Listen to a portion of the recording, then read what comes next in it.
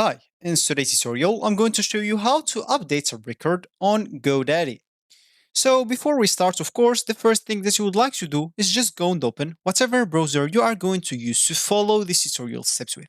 Here in my case, I'm actually using Brave, but of course in your case, you can use any other browser could be possibly working for you. Once you open that browser, make sure to go into this URL section, simply type godaddy.com and hit the enter button. Of course, that should take you into this page.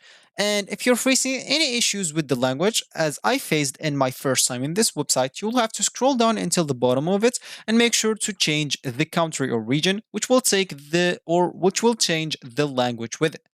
Of course, if you want even to change the currency, that will be possible. So now you will have to go back and log in into your account if you have one. And if you don't have an account, you'll have to go and create one. Of course, you will be able to do both options. As this top right corner option, you will find the option to create or even log in into your account.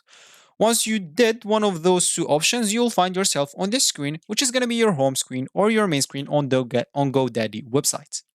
So as we said in the beginning of the video, is we would like to update a record on GoDaddy. If we want to do that, we'll have to click at our name at the top right corner here, where we're going to find the sign in and sign out if you are logged in into your account. Enter our account, then click at my products page at this account section. Once you're at this page, make sure to go into this domains and of course open it up. Then click at this DNS or click at manage, then click at DNS. It's going to be the same thing.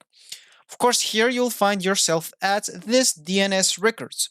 Of course, if you're using like a website editor, you upload a website, you will find like some records will not be you'll not be able to edit them or even delete them. But of course, if you want to update the records and you did not upload from anywhere else, you'll be able to edit it by this option or by this icon. Click on it, and as you can see, you'll be able to edit whatever you want. Of course, you can even add a new one if you want. You can click here, choose the type and the name and the value, and of course, choose even the TLL for it. Click as add record, and you'll be good to go. So this will be actually for this tutorial. I hope you like it.